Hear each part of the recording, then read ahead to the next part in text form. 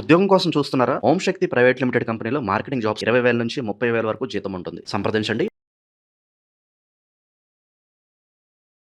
ప్రస్తుతం మనతో పాటు జ్యోతిష్య వాచస్పతి బ్రహ్మశ్రీ పోతుకొచ్చి చంద్రమౌళి శాస్త్రి గారు మనతో ఉన్నారు. గురువు గారితో మాట్లాడేద్దాం. నమస్కారం గురుగారు. ఓం శ్రీమాత్రే నమః.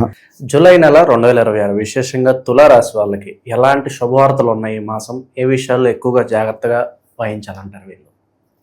చాలా మంచి విషయం అండి. ఎందుకంటే తులారాశి, ఈ తులారాశి వారు ఈ యొక్క లగ్నాధిపతి అంటే ఈ జూలై 1వ తేదీ నుండి జూలై 4 అనుకోండి, అటు ఇటుగా మనకేంటంటే ఈ రాస్యాధిపతి తులారాస్యాధిపతి శుక్రుడు లాభస్థానంలోకి వస్తున్నాడు, సింహరాశిలోకి.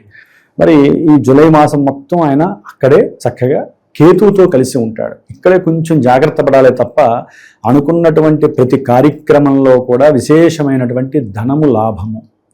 ఎవరైనా సరే ఒక అమ్మాయినో లేకపోతే అమ్మాయి అబ్బాయినో ప్రేమించారు కదా, ఆ ప్రేమ విషయంలో వీరికి తండ్రి ద్వారా డిఫరెంట్ కొన్ని ప్రశ్నలు. అంటే ఇప్పుడు అమ్మాయి అబ్బాయిని పరిచయం చేస్తుంది కుటుంబంలో, ఈ అబ్బాయిని నేను ప్రేమించాను లేకపోతే ఫలానా అబ్బాయిని నేను ప్రేమించాను అన్నప్పుడు తండ్రి విశేషంగా దాన్ని రంగరించడానికి కొన్ని పరీక్షలు పెట్టే సమయంగా భావించాలి. దాంట్లో వీళ్ళు నెగ్గగలుగుతారు ఈ తులారాశి వారు. అంటే ఎలా ఉంటుందంటే ఇవన్నీ ఆకస్మికంగా కుటుంబంలో జరిగే ఒక ఆట లాంటిది, ఒక క్రీడలాగా జరుగుతూ ఉంటాయి. ఈ విషయంలో వీళ్ళు నెగ్గితే మటుకు ఈ శుక్రుడికి కేతువుకి ఉన్నటువంటి ఆ అనిశ్చిత భావం తొలగిపోయి శుక్రుడు గెలుస్తాడు. ఎందుకంటే శుక్రుడు ఈ యొక్క రాశి ఆయనకి ఒక రకంగా చెప్పాలంటే నెగిటివ్గా ఉంటుందండి. సింహరాశి ఆయనకి యోగించదు. కేతువు చూస్తేనేమో ఈయనేమో భోగి శుక్రుడు, తులారాశి వారికి కాస్త భోగత్వము, ఏదో యోగత్వం కూడా కాదు, భోగత్వము, భోగలాలసతత్వము, కాస్త స్త్రీల యందు పరవాంఛ కలిగినటువంటి వాళ్ళు, ఏదో అనుభవించాలి, ఈ భోగాలను అనుభవించాలి, వాహన సౌఖ్యాలు కావాలి, గృహ సౌఖ్యాలు కావాలి, స్త్రీ సౌఖ్యం కావాలి, ఇట్లా. లేకపోతే ఎవరినైనా చూసినప్పుడు ఒక ప్రేమ సద్భావన కలగటం, చేసుకుంటే వీళ్ళనే పెళ్లి చేసుకోవాలనుకోవటం, ఇలాంటివన్నీ కూడా తులారాశి ఏంటంటే మోబుల్ సైన్. ఆ ఫీలింగ్స్ వస్తూనే ఉంటాయి. మరి కేతువు చూస్తేనేమో యోగత్వం, ఆయనకి అదే ఉండవు, నాకు మోక్షం కావాలరా నాయన అంటాడు, లాభంలో ఉండి. మరి వీళ్ళిద్దరికి సరిపడుతుందా? వీళ్ళిద్దరు శత్రుగ్రహాలు. కేతువు ఏమో గురుకారకత్వం, శుక్రుడేమో శుక్రకారకత్వం, అంటే ఏంటి శనికారకత్వం. వీళ్ళిద్దరికి అసలు పడదు కదా. ఇక్కడే వాళ్ళు సంశయాత్మకం, ఇందా చెప్పా కదా, రకరకాల పరీక్షలు, వింత నాటకం జరుగుతూ ఉంటుంది వీళ్ళ విషయంలో.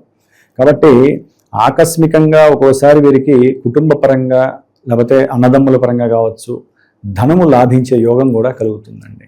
ఎందుకంటే కుజుడి యొక్క దృష్టి అష్టమంలో ఉండటం ద్వారా ఒక్కోసారి వీరు అనుకున్నటువంటి అమ్మాయి అబ్బాయి కానీ ప్రేమికుల మధ్య విపరీతమైనటువంటి వాంఛ పెరిగిపోయి అది ఎన్నో రకాల కష్టాలని తెచ్చిపెడుతుంది. సైకోయిజం అంటారు కదా. కుజుడు అష్టమంలో ఉన్నాడు కదండి, ఆయన మార్పుడే అష్టమంలో ఉండి శుక్రుడిని చూస్తున్నాడు, కేతువుని చూస్తున్నాడు. కుజకేతువులు ఇద్దరు ఫ్రెండ్స్, వీళ్ళ మధ్య శుక్రుడు ఏమవుతాడు? నలిగిపోతాడు. అంటే చక్కగా ప్రేమించే తత్వంతో ఉన్న వాళ్ళకి అవతల వ్యక్తి నుంచి అవసరం లేనటువంటి కొన్ని పరభాష తత్వము వీళ్ళని రెచ్చగొట్టే ప్రయత్నం చేయటం వల్ల వీళ్ళల్లో సాత్వికత్వం పోయి యోగత్వం ఉండదు, భోగత్వం ఉండదు. నైసర్గిక తత్వం తొలగిపోయి విపరీతమైనటువంటి కోపావేశాలకు గురవుతారు. దాని ద్వారా వీళ్ళ యొక్క ఆలోచన, వీళ్ళ యొక్క కోరిక నార్మల్గా ఉండాల్సింది ఉద్ధృతం అవుతుంది. అంటే నెగిటివ్నెస్కి వెళ్ళిపోతుంది. అవమానాన్ని తట్టుకోలేరు, మోసపూరితమైనటువంటి లక్షణాలు వచ్చేస్తాయి. అందుకని తులారాశి వారు స్త్రీల యందు పరవాంఛని తగ్గించుకోండి. అవసరమైతే యోగత్వం వైపు వెళ్ళటానికి ప్రయత్నం చేయండి. అంటే గ్రహస్థితిని ఎదుర్కోవటానికండి. విడిగా అయితే యోగత్వం కాదు, భోగత్వమే ఉంటుంది వీళ్ళకి. కానీ ఈ తులారాశి వాళ్ళకి ఇప్పుడు ఆ యోగం లేదు. కానీ తండ్రి ద్వారా విశేషమైనటువంటి లాభాదులు కలుగుతున్నాయి వీరికి. ఆకస్మికంగా ధనలాభం కలగచ్చు, తండ్రి యొక్క వ్యాపారం వీరికి లభించవచ్చు. దాని ద్వారా వీరికి చక్కటి అనుకున్నటువంటి కార్యాలు జరగటము. కొంతమందికి అయితే కనుక ప్రయాణాలందు అభీష్టం జరగటము, విశేషమైనటువంటి ప్రేమ వ్యవహారాల యందు కొంతమందికి ఎగ్రీ కూడా జరగడానికి, తండ్రి ఎగ్రీ అయిపోయి చేసుకుంటారు. ఇప్పటి వరకు ఈ యొక్క తులారాశి వారికి జూలై 15 వరకు భాగ్యస్థానంలో ఉన్నటువంటి రవి అనుకూలం కాకపోయినప్పటికీ ఈ విషయంలో ఆయన సంసిద్ధత, ఓకేరా బాబు నువ్వు ఇష్టపడ్డ అమ్మాయిని పెళ్లి చేసుకొని కొంతమందికేనండి. ఇప్పుడు అన్నంత మాత్రాన తులారాశి వాళ్ళందరూ వెళ్ళిపోయి ఇంట్లో చెప్పుకుంటే సమస్యలు వస్తాయి. వాళ్ళకంటే జన్మజాతకం ఉంటుంది కదా, అదే మాత్రం తేడా వస్తే గురువు గారు నన్ను అప్రతిష్ట పాలు చేస్తారు. కాబట్టి ఇక్కడ ఏంటంటే అండి, జన్మజాతకంలో ఆ యోగాలు ఉంటే భోగాలుగా లభిస్తాయి, లేకపోతే అవయోగాలు అవుతాయి. జాగ్రత్తగా ఉండండి. కాబట్టి ఇంకొకటి ఏంటంటే ఇప్పుడున్నటువంటి ఈ జూలై మాసంలో ఈ రవి మహానుభావుడు మరి ఈయన లాభాధిపతివే అక్కడ ఉన్నాడు కాబట్టి తండ్రి చేసేటటువంటి బిజినెస్ వీరికి చాలా ఆమోదయోగంగా ఇదేదో బాగుండేట్టుగా ఉంది అనే ఆలోచన కలగటము, తండ్రి ద్వారా విశేషమైనటువంటి ధనలాభార్జన సహాయ సహకారాలు అందటము, ఈ 15 లోపల కాస్త దూర ప్రాంతాలకి వ్యాపార నిమిత్తం కానీ లేకపోతే ఏదైనా దైవపరమైనటువంటి విషయాలకు కానివ్వండి వెళ్ళటము, ఇలాంటివన్నీ కూడా వీరికి 15 వరకు జరుగుతాయి.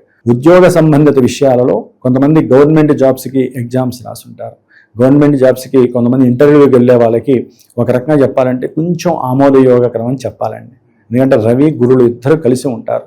దీనివలన వీళ్ళకి కొంచెం కంఫర్ట్నెస్ అంటే సౌఖ్యకరమైనటువంటి అనుకూలతలు గవర్నమెంట్ జాబ్స్కి కలగడానికి ఈ తులారాశి వారికి అవకాశం ఉంది. అట్లాగే వీళ్ళకి పంచమంలో ఉన్నటువంటి రాహుగ్రహము ఆల్రెడీ ఆయన కొన్ని సంవత్సరాలు బట్టి ఉన్నాడు, కొన్ని నెలలు బట్టి ఉన్నాడు, ఆయన ఇంకా ఈ నెలల్లో అక్కడే ఉంటాడు. కాబట్టి మీరు ఆలోచించే విధానంలో అబద్ధాలు కానీ ఆలోచించే విధానంలో మోసపూరితమైనటువంటి అవతల వాళ్ళని ఏదో భ్రాంతి చేసేసి ఏదో మనం సంపాదిద్దాము అనుకుంటే మటుకు లేనిపోని ఇబ్బందులు మిగతా గ్రహాలు పెడితే కొంచెం జాగ్రత్త వహించండి. ఎందుకంటే రాహులో 5లో ఉన్నటువంటి రాహువు ఆలోచనని నశింపజేస్తాడు, డిఫరెంట్ వేకి తీసుకెళ్తాడు. ఆయన సొంత నక్షత్రంలో ఉంటాడు ఈ నెలల్లో. ఏం చేయాలంటే దుర్గాదేవిని ఎవరైతే ఆరాధిస్తారో వారికి ఈ ఆలోచనలన్నీ కూడా అలా నొక్కేసి అమ్మవారు అసలైన రాహువు ఇంకేం చేయాలో అంతటి మంచి యోగత్వాన్ని కలుగజేసే పరిస్థితి తల్లిస్తుందండి దుర్గాదేవి. అందుకని తులారాశి వారు దుర్గాదేవిని ఎక్కువగా ఆరాధించండి. ఆవిడికి సంబంధించింది ఏదైనా సరే. తర్వాత యోగిస్తోంది. 9వ స్థానంలో సూర్యుడు యోగించడు, కానీ రవి బుధులు ఇద్దరూ కూడా 7వ తారీఖు వరకు ఉంటారు. బుధుడు తర్వాత 10లోకి వస్తాడు. కాబట్టి ఒక రకంగా చెప్పాలంటే ఇక్కడ వీరికి ప్రయాణాలు ఎక్కువగా జరగడానికి, కొంతమంది విదేశీయాల ప్రయాణాలు కూడా చేస్తారు ఈ సమయంలో తులారాశి వారు. అంటే ఉద్యోగపరంగా కావచ్చు, లేకపోతే ఏదైనా ఒక వాంఛలు అంటారు కదా, అక్కడికి వెళ్ళి సుఖంగా ఇప్పుడే ఆ ఏరియాలో ఆ ప్రదేశంలో బాగుంటుందని ఎవరో చెప్తారు, వీళ్ళు పరిగెడతారు అక్కడికి వెళ్ళి ఏదో ఎంజాయ్మెంట్ చేద్దామని. కానీ తస్మాత్ జాగ్రత్త. ఎందుకని? కుజుడు అష్టమంలో ఉన్నాడు. సాధ్యమైనంత వరకు ప్రయాణాల్లో ఎన్నో అడ్డంకులు, ఇబ్బందులు, కొట్లాటలు, గొడవలు, పోలీసు వ్యవస్థ ద్వారా ఆర్థికంగా నష్టాలు, కొన్ని సమస్యలు సృష్టించడానికి ఈయన సిద్ధంగా ఉన్నాడు. జాగ్రత్త. ఎందుకంటే శుక్రుణ్ణి చూస్తున్నాడు, వాహనకారకుణ్ణి. మీరు ప్రయాణాలు అన్నీ అలా కలిసి వస్తాయి, మీరు అక్కడ కంట్రోల్ చేసుకోండి. ఇందా చెప్పిన విషయాలు, దూర ప్రయాణ విషయాల్లో కంట్రోల్ చేయండి. భార్య భర్తతో, భర్త భార్యతో మాట్లాడేటప్పుడు ఒళ్ళు జాగ్రత్త పెట్టుకొని, కుజుడు బాలేదు, మేము జాగ్రత్తగా ఉండాలి, నోరు స్లిప్ అవ్వద్దు.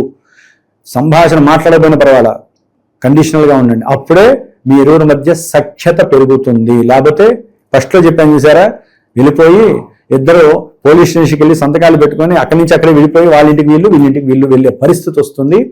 కంట్రోల్ అనేది మన చేతుల్లో ఉంటుంది, మన మస్తిష్కంలో ఉంటుంది. కంట్రోల్ చేసుకోండి. అనవసరంగా లాయర్లను పోషించకండి. ఓకే, పూజలు హోమాలు చేయడం ద్వారా పూర్వజన్మ కర్మదోషాలు కూడా పోతాయి కాబట్టి అది తప్పని నేను అన్నండి.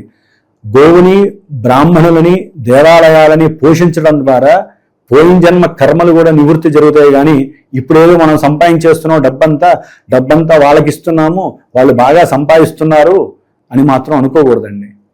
వీళ్ళల్లో ఎవరికైతే డబ్బును ధారపోస్తున్నారో మీకున్న కర్మలన్నీ ఈశాన్యంలోకి నీళ్ళు వెళ్ళిపోయినట్టుగా వెళ్ళిపోయి అసలైనటువంటి యోగం మీకు మిగులుతుంది. ఇది చాలామందికి తెలియట్లేదు.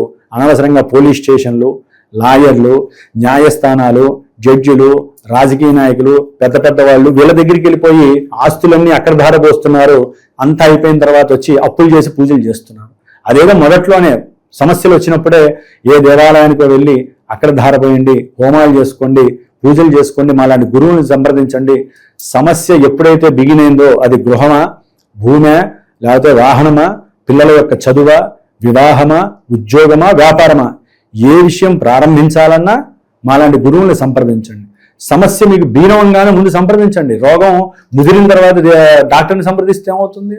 ఏముండదు, ఎంత డబ్బు ఖర్చు పెట్టినా. అట్లాగే ఇంకొకటి, కుజగ్రహం అష్టమంలో ఉంది. ఆయనకి మాత్రం ఎట్టి పరిస్థితుల్లో తులారాశి వారు ఆయన స్తోత్రము ధరణీ గర్భ సంభూతం విద్యుత్కాంతి సమప్రభం కుమారం శక్తి హస్తం తం మంగళం ప్రణమామ్యం. ఎందుకు చదువుతున్నానంటే అండి, రియల్ ఎస్టేట్ వ్యాపారస్తులు ముఖ్యంగా, అట్లాగే ధన సంబంధితంగా ఎవరన్నా ఉన్నా తల్లి తండ్రికి సంబంధించినటువంటి ఆస్తుల వ్యవహారాల్లో వీళ్ళు చాలా దూరంగా ఉన్న వాళ్ళు ఇంకా దూరం అయ్యేటటువంటి, ఒకళ్ళ మీద ఒకరికి పగ పెరిగిపోయి ఆర్థికంగా ఒకళ్ళ నష్టాన్ని ఒకళ్ళు కోరుకునే పరిస్థితులు, అన్నదమ్ముల మధ్య విభేదాలు, కోర్టు సంబంధిత ఇష్యూస్, కొంతమందికి రక్షణ ఇంతవరకు ఎప్పటికీ కూడా పోలీస్ స్టేషన్లో అడుగుపెట్టని వాళ్ళు అనుకోకుండా వెళ్ళి పోలీస్ స్టేషన్కి వెళ్లాల్సి వస్తుంది. దేనికి? ధన సంబంధిత ఇష్యూస్, బంధువులతో లేనిపోని వాగ్వాదాలు చేయటము, వీళ్ళు బంధువులతో గొడవలు పడటము, ఇలా ఎన్నో రకాలైన సమస్యలతో కుజుడు మిమ్మల్ని క్షోభత్వానికి గురి చేస్తున్నాడు. కాబట్టి కుజుడికి జపం చేసి, కుజుడికి అర్చన చేసుకొని, కుజ స్తోత్రాన్ని చదువుకొని, సుబ్రహ్మణ్య ఆరాధన మస్ట్ అండ్ షుడ్ అండి. వీళ్ళకి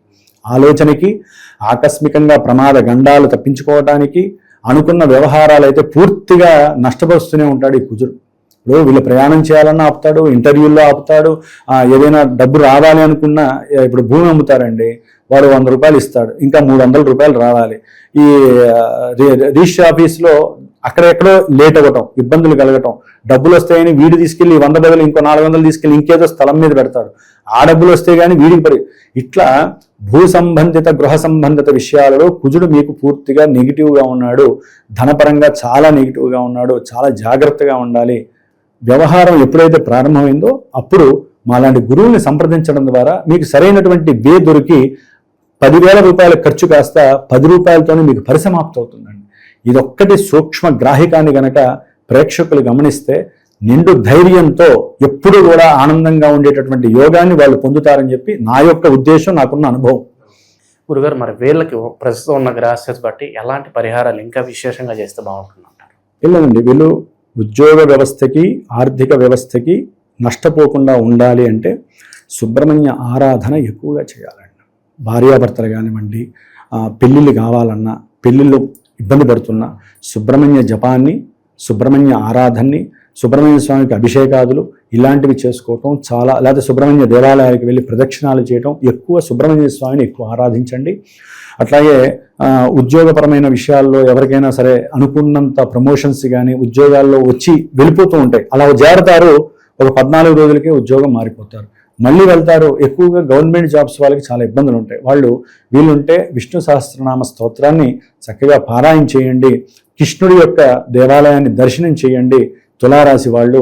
అట్లాగే ప్రతినిత్యము కూడా కనకదార స్తోత్రాన్ని చదివి, అర్ధనారీశ్వర స్తోత్రాన్ని కనుక పెళ్ళైన ఇప్పుడు పెళ్ళిళ్ళ సీజన్ కదా, ఎవరైనా పెళ్ళైన వాళ్ళు చక్కగా ఈ యొక్క అర్ధనారీశ్వర స్తోత్రాన్ని భార్యాభర్తలు కూర్చొని పార్వతీ పరమేశ్వరుల ఫోటో పెట్టి దీపారాయణ చేసి చదువుకుంటే వారి మధ్య పూర్వంలో ఉన్న కలతలు రావు, ఇప్పుడు భవిష్యత్తులో వచ్చే కలతలు రావు. పెళ్ళైన తర్వాత ఏ ఆనందం అయితే పడాలో ఆనందాన్ని పొందడానికి వాళ్ళిద్దరూ కూడా ఆశీర్వదిస్తూ ఉంటారని నాకున్న స్వల్ప అనుభవంతో నేను చెప్తున్నాను. ఓవరాల్గా ఈ రాశి వాళ్ళందరికీ ఈ నెల ఏ విధంగా కలిసి రాబోతుంది, ఎలాంటి జాగ్రత్తలు తీసుకోవాలి, మంచి విశ్లేషణ అందించారు గురుగారు. ధన్యవాదాలు. శుభమస్తు, లోక కళ్యాణమస్తు.